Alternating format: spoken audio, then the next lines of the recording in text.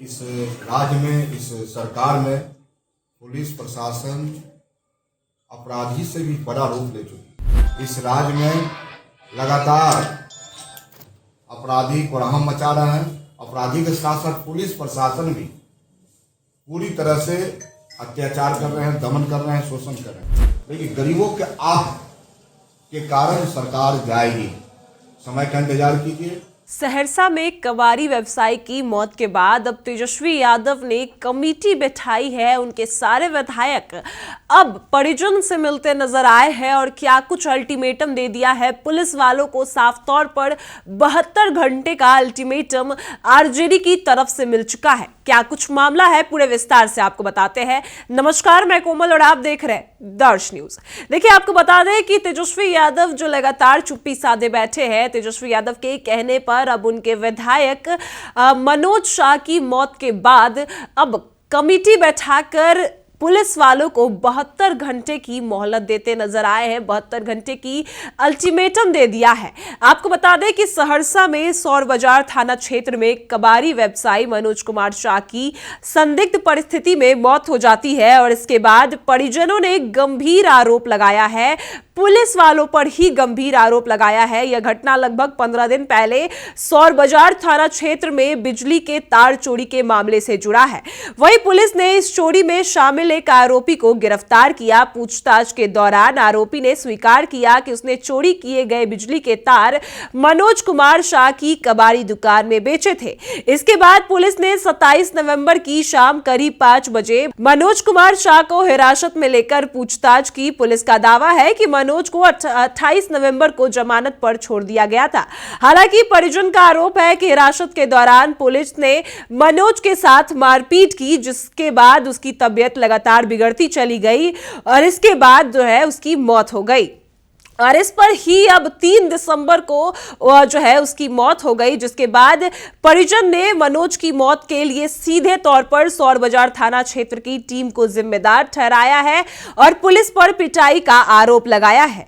उनकी शिकायत के बाद पुलिस ने मेडिकल बोर्ड के शव को पोस्टमार्टम करवाया है और फिर परिजनों को भी सौंप दिया।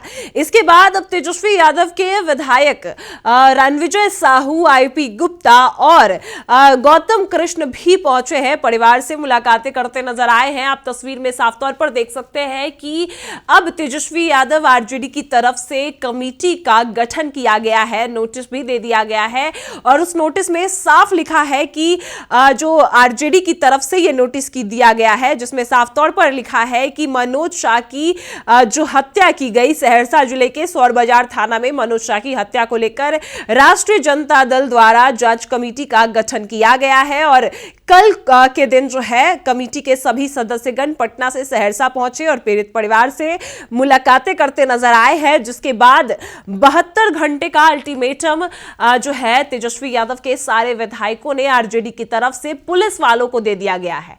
आपको बता दें कि क्या कुछ रणविजय साहू वहां पर जाकर प्रेस कॉन्फ्रेंस के दौरान परिवार से मिलने के बाद क्या कुछ कहते नजर आए हैं। पहले आप उनकी बातों को सुनिए। परिवार के आवास पर मैं पहुंचा और उनके परिवार से जो वार्ता हुई और उन्होंने जो बातें बताई, तो निश्चित तौर पे इस राज्य में, इस सरकार में पुलिस प्रशासन अपराधी से भी बड़ा रूप ले चुकी है। पहले उन व्यापारी को अपने थाना बुलाती और उनके परिजनों से मोटी रकम वसूलती और उसकी इतनी पिटाई की जाती है कि 2 दिन के बाद उनकी मृत्यु हो जाती है। ये जघन्य अपराध है। इस राज्य में लगातार अपराधी कोलाहल मचा रहे हैं। अपराधी के साथ साथ पुलिस प्रशासन भी पूरी तरह से अत्याचार कर रहे हैं, दमन कर रहे हैं, शोषण कर रहे हैं। आश्चर्य तो तब होता है जब परिवार के लोग थाना में एफआईआर दर्ज करने जाते हैं, एफआईआर दर्ज नहीं होता।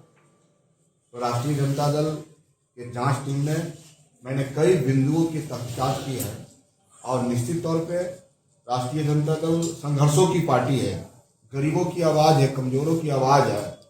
और आज जिस रूप में बिहार में सरकार के द्वारा कहीं गरीबों की झोपड़ी उजाड़े जा रहे हैं, कहीं गरीबों के छाती पर बुलडोजर चलाया जा रहा है, इससे तमाम बिहार के गरीब और सहरसा के गरीब गुरबा कमजोर मजदूर किसानों में एक भारी आक्रोश है सरकार के पास। आरजेडी क्या सरकार करेगी? निश्चित रूप से सरकार तो निश्चित रूप से प्रचंड बहुमत में आई, लेकिन गरीबों के आह के कारण सरकार जाएगी। समय का इंतजार कीजिए, काठ की हारी बार बार नहीं चढ़ती। गांव में कहावत ही भी है, सुबह हुआ तो सवेरा भी होगा, शाम भी होगा। तो निश्चित तौर पे राष्ट्रीय जनता दल इन बातों को बर्दाश्त नहीं करेगी। हम 72 घंटा का जिला प्रशासन को अल्टीमेटम देना चाहते हैं। मैंने डीआईजी से बात की, मैंने यहाँ के एसपी से बात की, मैं एसडीपीओ से वार्ता हुई। हमने उन्हें कहा है कि आप एफआईआर दर्ज करिए। वो बार बार कहते रह गए एसआईटी गठन हुआ, ईडी केस हुआ वगैरह वगैरह। लेकिन साहब आप एफआईआर दर्ज क्यों करना चाह रहे हैं? आप बचाना चाह रहे हैं, यानी पुलिस का जांच पुलिस करेगी तो बचाएगा, अपने डिपार्टमेंट को बचाएगा।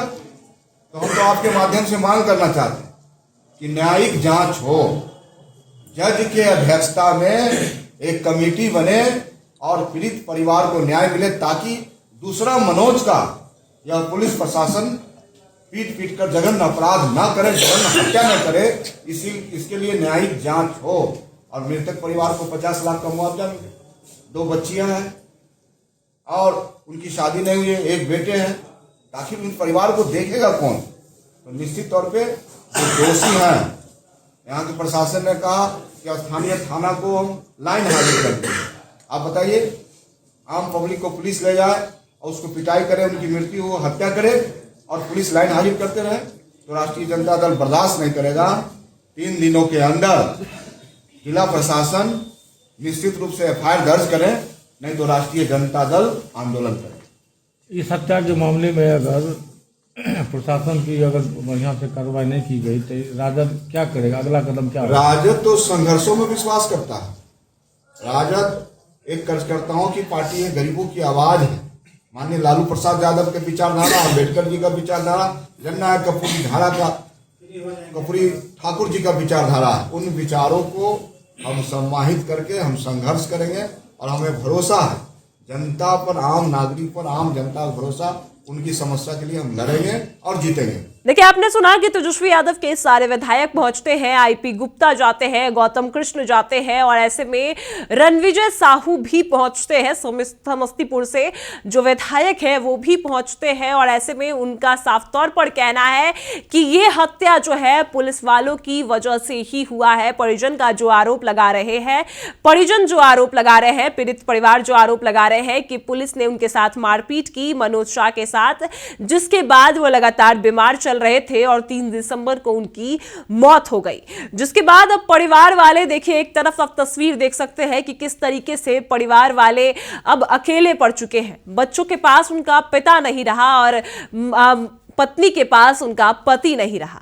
इसके बाद अब परिजन लगातार पुलिस पर आरोप लगा रहे हैं, जिसके बाद अब आरजेडी के सारे विधायक पहुंचते हैं। क्या कुछ कहते नजर आए आपने सुना।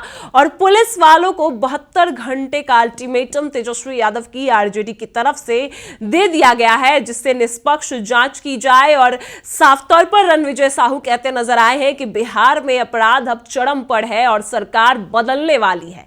रणविजय साहू का साफ तौर पर दावा है कि सरकार को बदलना जरूरी है, क्योंकि बिहार में अब अपराध कम नहीं बढ़ते जा रहे हैं। तेजस्वी यादव जो लगातार कहते नजर आए हैं कि अपराधी सम्राट हो चुके हैं, वही बात जो है अब तेजस्वी यादव के विधायक भी कहते नजर आए हैं। और इस मामले की कड़ी निष्पक्ष जांच हो, इसके लिए कमेटी बैठाया है तेजस्वी यादव ने। अब क्या कुछ तमाम बातें सामने आएंगी वो भी आपको बताएंगे। फिलहाल इस खबर में इतना ही। आप देख रहे हैं दर्श न्यूज।